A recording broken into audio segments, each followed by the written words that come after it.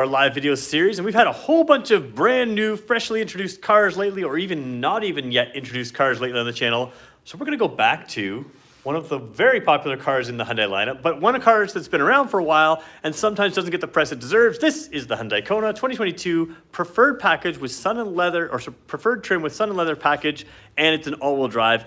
And I like it in this package quite a bit. So we're going to talk about that today on our video. But first, if you've never joined us live before, or if you've never watched us before, we do these videos live. So we'll take some live questions and comments through here. And if you're not watching live with us and you just want to get to the content, feel free to skip ahead to the 3-minute mark. But before you do, if you want to learn how to join us live, I'm going to show you how to do that. And we're going to deal with a comment that just came in on the YouTube comments that I want to talk about dealerships. So if you want to stick around for that, we can. If not, 3 minutes in, we'll start with the content on this car. So let's jump in here. And all right, if you want to join us live, we'll come to that comment in a second there. If you want to join us live, you go to our YouTube page. You'll see we have a sort of standard video there. If you refresh the page at exactly 2 o'clock on a weekday, you will see that our live video fills in right there. And we can click that right there. And as we click that, you're going to have to watch a quick little ad. Ooh, no ads? Oh, interesting. No ads. I think I set that up wrong. Good news for you guys, not for me. Anyway, so we'll deal with that ad thing later. All right, so somebody says, best dealership ever here. So let's just quickly deal with dealership things. Somebody wrote me a comment, and let's just show you what it says here. This literally just came in seconds before I went live, and I just want to deal with it. So this person wrote, I like the car, but not the dealership these days. It really prevents me from purchasing one. So you can see that came in 16 minutes ago. So let's talk about it real quick.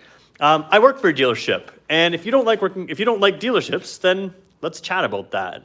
I didn't used to like dealerships that much either, which is why I started working for one. So I don't know if you guys noticed that we do things a little differently around here. It's one of the things I get to advocate for. One of my jobs around here is to continue to think like a customer, continue to communicate with customers, see what their needs are, and make sure that I challenge us to properly meet those needs. So I don't know what your experience is with other dealers. I've had bad experiences with dealers, but I just hope that if you're dealing with Brantford Kia, Brantford Hyundai, or Owen Sound Hyundai, that you recognize that, yeah, we take those kind of comments seriously and we see what we can do. So, bonjour, Eleanor. Was speaking French there, so I'm doing the best I can. All right, so 30 seconds to go. Yesterday we did the Kia Sportage. I got to see the hybrid model, so that's online now. Check that one out. Actually, that's what that comment came from. And one quick little thing. I had some fans join us today, and they made me this gift. So that's how they know where they are. Really cool to see two young fans, 8 and 5 years old. Their dad came in here today, and we got to kind of tour the dealership, and that was a highlight of my day. So if you are those people watching right now, thank you for coming in. That was pretty awesome. So I appreciate that. All right, we got to go into the work part of my day. This is the Hyundai Kona, and what we're going to do is go through it in detail. Let's do that right now. This is what your key fob looks like for the Hyundai Kona.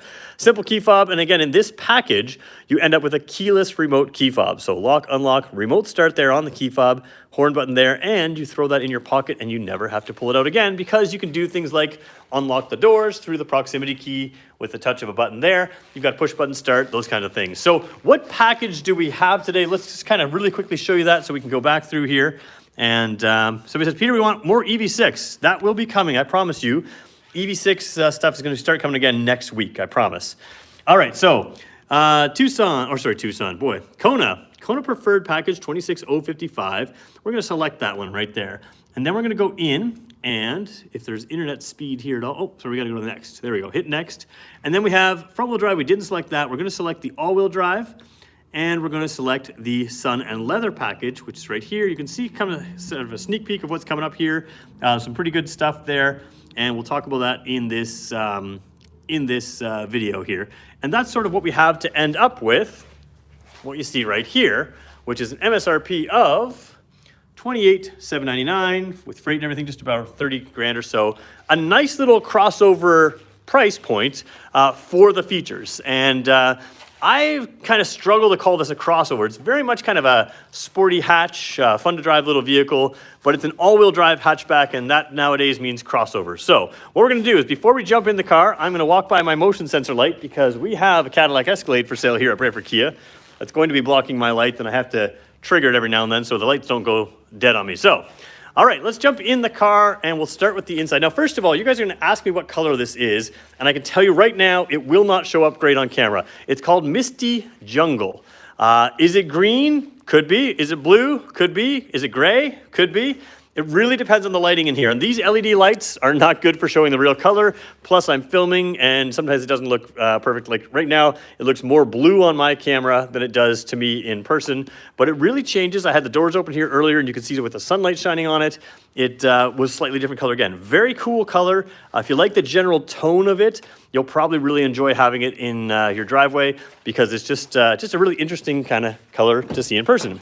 All right, let's jump inside, and we're gonna just start here with the overall interior dash, that kind of thing. You have leather seats here. The Sun and Leather package, of course, has these nice leather seats. Now, I believe these are artificial leather. I didn't check that up, but I can tell by feeling what they are. And of course, the Sun part of it, Sun and Leather, is you have the sunroof, and I have it open right now. We can shut it later if we wanted to. But yeah, just a nice little package to show. One thing I like here is you can see on the display here, if I can get it to show properly, yeah, that blinking red there shows you your sunroof is open, the door is open, so it will warn you if you leave your sunroof open, which is kind of a nice thing. All right, we're gonna hit the push button start to get the car started, but we're not gonna fully start it. So we're just gonna double tap it without our foot on the brake. I'm gonna turn the fan down here in the car. And this is the dash you get. So you have a nice, easy to read analog gauges with a nice color display in here. Now, I did drive this car from Brantford Hyundai to here, and that is not it. So 12.8, again, ignore dealership mileage because it's always bad. But this should be an accurate picture if I can show you. Oh, I didn't have it. Trip info. So I was in the 5.9 liters per 100 kilometers to 6.4 liters per 100 kilometers. I don't remember where it ended up, but it was right in that area there, driving across town from Brantford Hyundai to Brantford Kia here. So just so you know, you can get great mileage with this car, and it's just honest mileage and high gas prices that matters. When I say honest mileage, there's no trickery here. There's no hybrid, there's no plug-in, there's no electric vehicle stuff. It's just a small car with a competent engine that does what it needs to do and gets you great mileage. So it's just a really good option as a crossover that gives you the kind of things you want, all-wheel drive, nice tech features, but also that good fuel efficiency. So coming over here, as you guys have seen before, we're gonna have a battery discharge warning that's gonna pop up and down every now and then. So some people have asked me what that is. This car, because I don't turn them on, I don't start the engines when I'm inside here, it will show, or like it will warn us that, hey, you're using your battery and you're not charging it with the engine running. So it'll sometimes pop up there just to say, you know, just to keep an eye on what you're doing here. Now, if you tune into the radio here, you can see that we have HD radio as an option, and we have AM, FM, and Sirius XM. So you get satellite radio in this car. Of course, when you buy a car from us, you get 3 free months of satellite radio, but that's a subscription service that you can get. And I quite enjoy having satellite radio, so it's nice to have on this car here. And then, of course, you've got some menus in here and voice memos, quiet mode, which can, you know, mute the rear speakers. Valet mode, we're going to talk about what that is a little bit in the future here. But the big thing is you have Android Auto and Apple CarPlay. And on this 8-inch screen, that is wireless. And you can tell because it says press this widget. If it says connect to USB, it will not be wireless. If it says press this widget, it will be wireless on our vehicles. And that's just nice to have because that gives you your navigation through Google Maps, Apple Maps, various communication things is sometimes can be a little easier, like texting and those kind of things. So lots of options there. And of course, this display screen has a really nice clear backup camera as well. When you turn the wheel, you see the yellow and red line turn away. The blue line stays straight. You just line those up at the parking spot behind you, and it will take you straight into the parking spot, nice and centered in the spot. So super easy to drive. All right, coming down here, manual climate control. So again, it's not the fully top of the line, everything car. So you got to make some compromises. And so far, they did everything right. I think you've got all the tech in here with the Sun Leather package. But down here, you do have the manual climate control things. A lot of people are going to like these, right? They're just simple, easy to use, no automatic climate control, no buttons and other stuff. You know, only the buttons you need: air conditioning, recirculate, rear defrost, and the rest is all simple dials. Now, the only thing I wish they had in this car, there is a little spot up here where you could put a smaller phone. There's a spot down here to put phone, but they don't have a wireless phone charger. And I feel like that's the one thing they could have added to this package. It wouldn't have increased the car that much. I don't think it would have stopped anybody from buying it, but it might have helped a few more people buy it. Is, you know, when you have this wireless Android Auto and Apple CarPlay, sometimes it's nice just to have the wireless charger as well. Of course, you still have an option to charge it through either this USB port, that USB port, or a 12-volt port down here. So you can, it's not like you can't charge your phone, but, you know, and on a short trip, no big deal. You can use your Android Auto, Apple CarPlay wirelessly without any big deal. Now, a little bit dated, old schoolish things now. They used to have drive modes and sort of terrain modes kind of combined together. This is your four-wheel drive lock button in the Kona. Now, I want to be clear about how this works. You only need to use that really if you're stuck in snow. When you're driving this vehicle, if you are in slippery conditions, it's already all-wheel drive, and it's a really good all-wheel drive system. So the front wheels, it's a front-wheel drive vehicle. It's not like this car only starts in front-wheel drive. It always starts in four-wheel drive. All four wheels are driving, always starts in all-wheel drive. As it senses that you're maintaining traction, that's when it moves power to the front wheels. So usually about 30, 40 kilometers an hour, you've moved all that power back to the front wheels, or at least 95% of that power to the front wheels, and 5% to the rear. And that just allows you to never have that squirrely kind of feeling when it's slippery. So you never have to lock that button. You only lock the button when you're stuck, because that locks all wheels together. And if you think about going around a corner, having all wheels locked together, that can cause some driveline bind and some tire wear. The car will release it in this type of car. It's not like a Jeep Wrangler where you mechanically put it right in, but you only want to use that button if you're stuck. You don't have to turn that on in the winter. The car will do its best thinking without you overriding things. But it gives you the option, if you do get stuck, to just pull that out. Drive mode's a little knob here, left and right, and we'll just show you what happens when I turn that left and right. In the dash here, you have, let's go here, normal mode, sport mode, and sorry, normal, sport, and smart. So normal, sport, and smart mode. So again, your smart mode is essentially your eco mode, but as you drive in the smart mode, if you give it a lot of throttle kind of thing, it might move you into the normal, and it might also move you into sport, but smart mode is going to be your economy mode primarily. So we'll have that there. Coming down here, let's just look at some of the buttons you have, because you've got some nice little features in here. Rump roasters, I do not need those today, and I'm quite satisfied with not having to use these, hopefully for another season or so. You also have the steering wheel heater, really nice feature to have. It's one of those things where I think a lot of people don't think about, but once you kind of have it and you get used to it, you don't really want to give it back. And of course, because these cars are all driven by screens now, it doesn't matter who you buy from, everybody's going to have a screen that's a touch screen, and you're going to do things like Android Auto, Apple CarPlay. You're not going to be wearing gloves in your car, and when you're not wearing gloves, it's nice to have that heated steering wheel.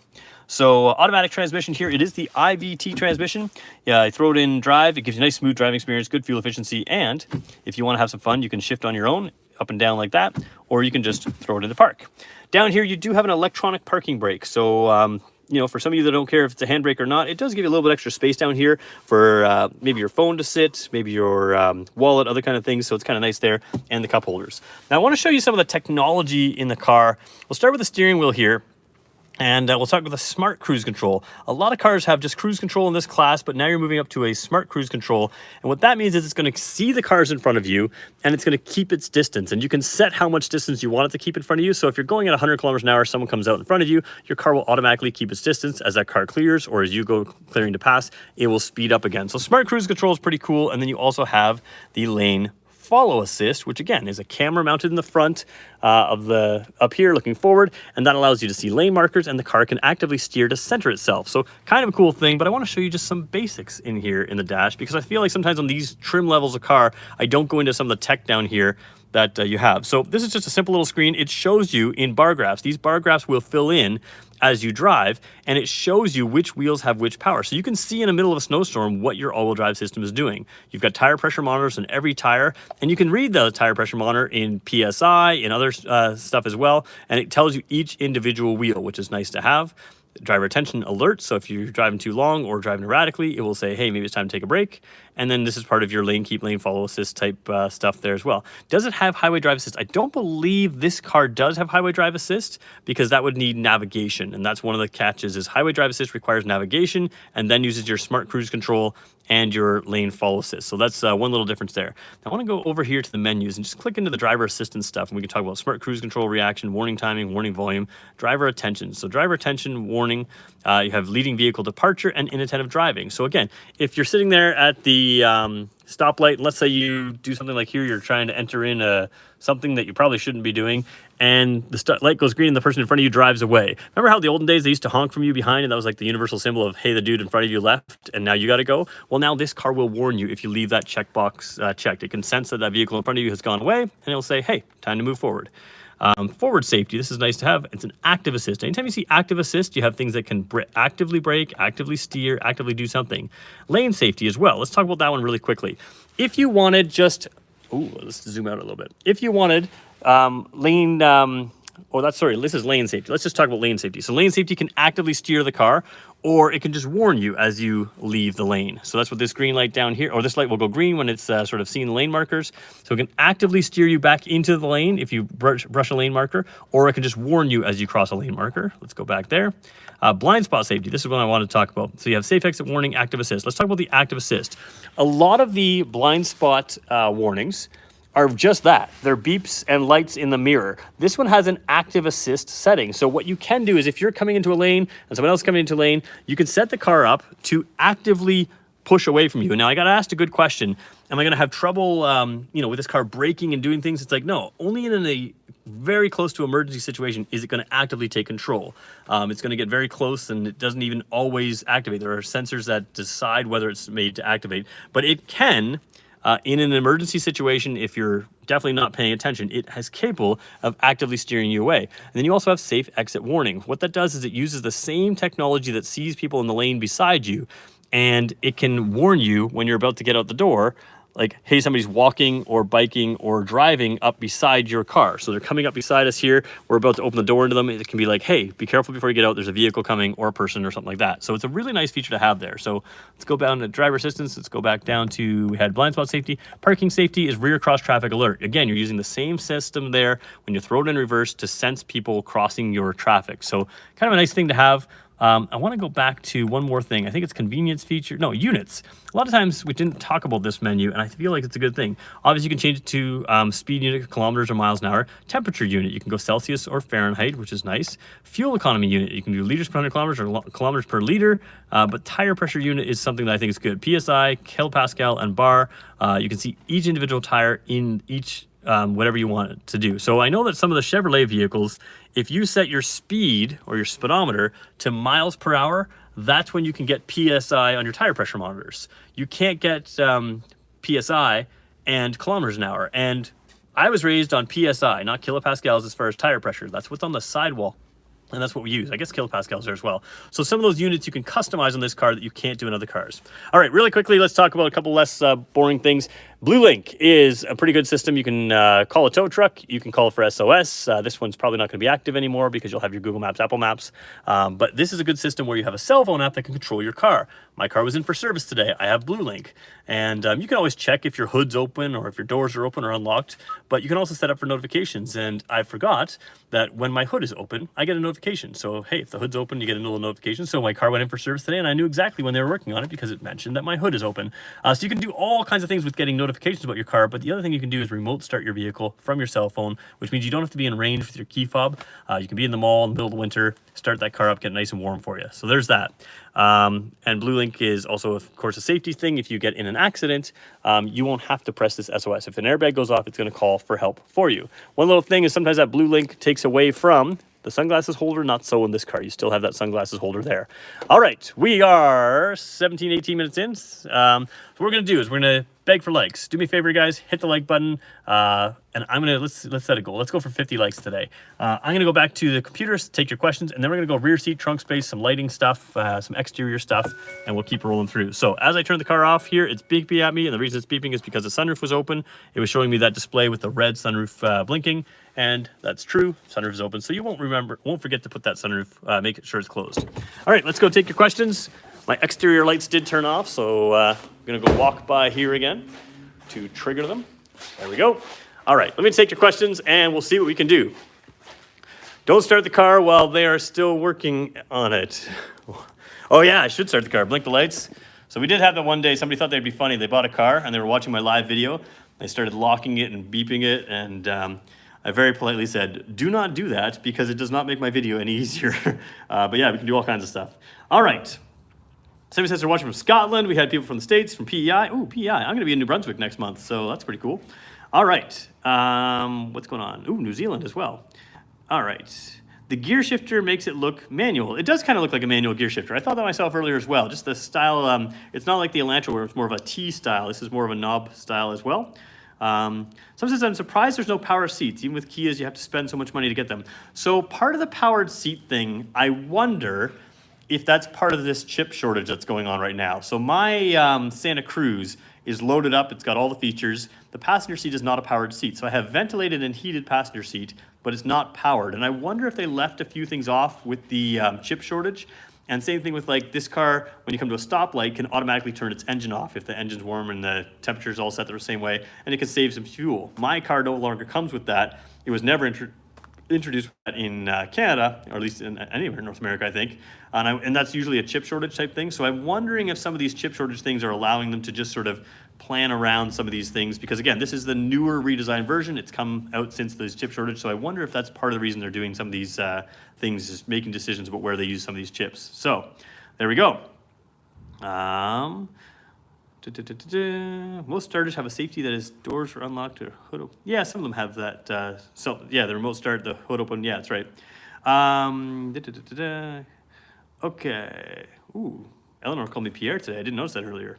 Ooh, bonjour from Quebec. Oh, we got that. All right, so I don't see a ton of questions in here, so we're gonna keep rolling through. We are still, we got to 50 likes. Holy smokes, that's never happened. Or I asked for 50 likes and we got there. Okay, now we gotta go for 60. So we got 9 more likes to go for. Let's keep going. All right, so one of the things let's just talk about the outside. I like the outside of this car. It's not, overly flashy or anything like that.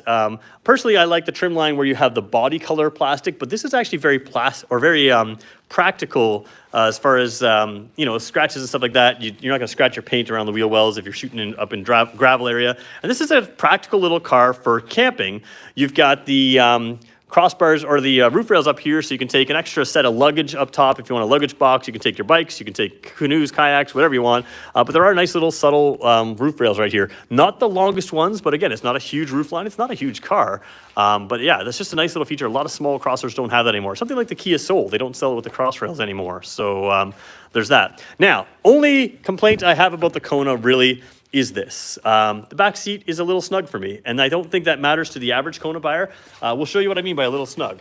I still fit here just fine. I'm a 6-footer behind a 6-footer.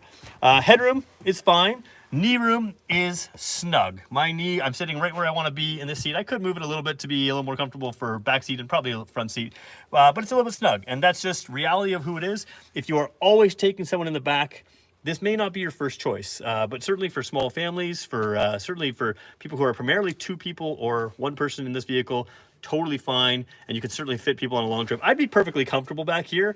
But again, you got to keep in mind, if the driver's taller than me, or if your rear passenger's taller than me, then it's just a little bit different. But overall, they do a lot of things right. They do one thing wrong. So you've got the armrest here with the dual cup holders here. Come around to the door here. Oops, let me just flip it around this way. You've got the soft padded doors even in the back here, which is what I like to see.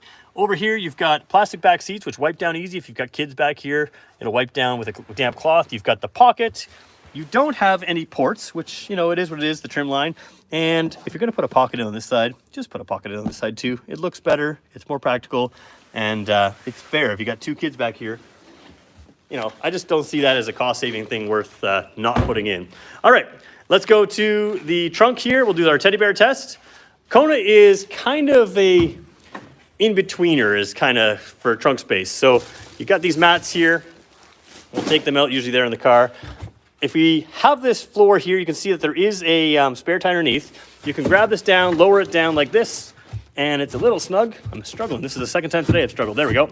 All right, so you can lower that floor like that. Now that's gonna matter if you have a massive teddy bear that you wanna put in your trunk. And why do I say that? Well, if you've never seen this before, it's because I have a massive teddy bear that needs to go in the trunk.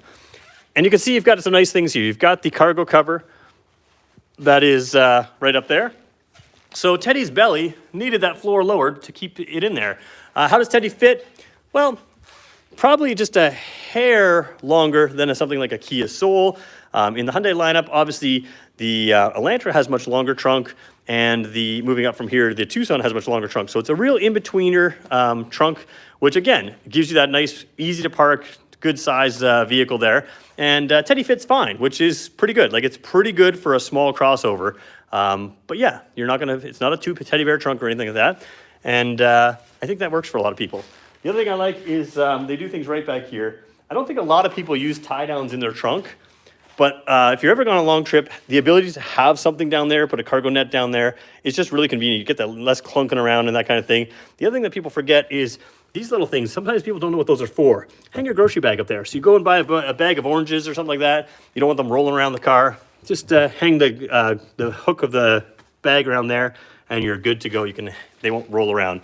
So again, we're gonna put that floor back just to give a little more uniform to the trunk, make it a little smooth. Now, the reason you would have it in the higher spot, like we do now, is when you fold the seats down, this will be in line with those folded seats. You saw that sort of ramp up kind of deal that this one had, and that's why they do that. Of course, this cargo cover comes off if you want it, and you can fold down the seats, and you have a nice large opening to take a larger item, and that's when this car becomes really practical. 2 people with seats fold down, you've got a massive trunk, and it's a great little vacation car for 2 people.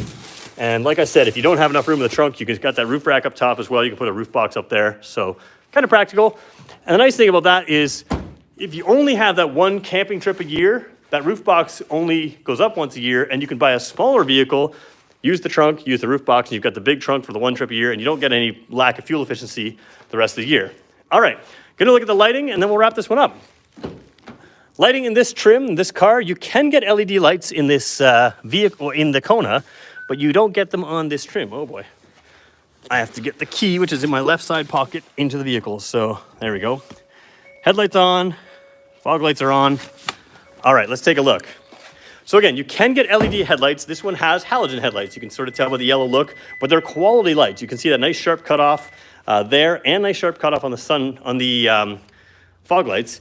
But when you see this car coming in the daylight in normal times, these are LED lights. They're very white in person. They kind of have a lot of reflection here.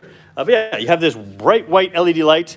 That is the normal thing you see when your headlights are off. It's only when your headlights are on that you see these halogen color lights down there, and of course down here as well. And they are projector beam lights. And what that means is that you get that nice sharp cutoff. So it has this sort of rounded kind of look to them like that. And that gives you that real sharp cutoff, which is what you want. Real good clarity of light on the road, but not going to be in anybody's eyes. And you can see it's precise. Now, I prefer the LED lights. They give you a little bit whiter light, whiter color, but that's a trim line up or so, and it's not for everybody. Come down here, you do have signal lights in the mirrors, a little different style. They're just like that. Sometimes we'd run ours all the way down. This one's just a little different right there. And we'll take a look at the back here. Slight redesigns for the 2022 model, just kind of cleans everything up. So you got signal lights down here, they're amber lights, backup lights, and your tail lights and brake lights up here. And there's a little bit of character to them. There's sort of a 3D kind of quality to them. It's hard to show on camera, but they have some patterns in here that just kind of give some depth in person, and it does not film that well. So that is the basics of your Kona. Hokey smokes, we got to 63 likes. This is great. All right, in a car that is, we don't have a ton of people on today, so it's kind of fun to have everybody who is here jump in and give us likes. If you guys have questions about today's video, anything we did this week, or just general questions, I'll try to answer that. We're obviously done this one a little earlier than we do on some other times, and that's okay. Somebody says, any idea on the arrival of times you're waiting for a Soul EX? If you've already ordered a vehicle, your dealer should have some level of timing.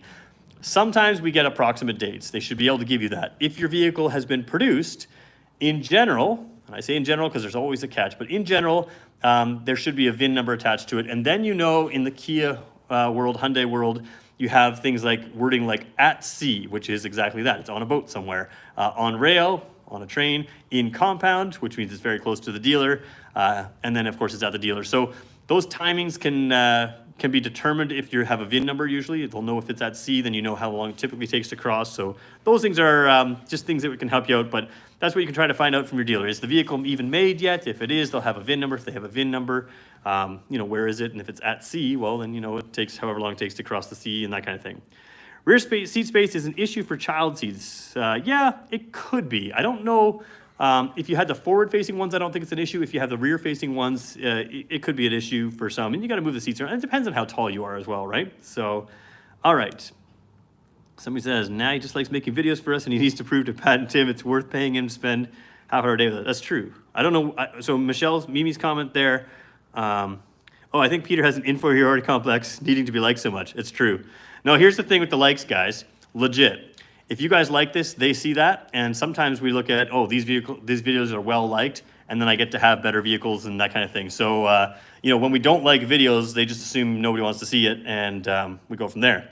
Does it come with a hitch? It doesn't come with one, but you can add an accessory hitch. It's not rated to tow anything, but if you wanted like a rear bike rack, you can absolutely do that. Compare this to the Tesla Model Y.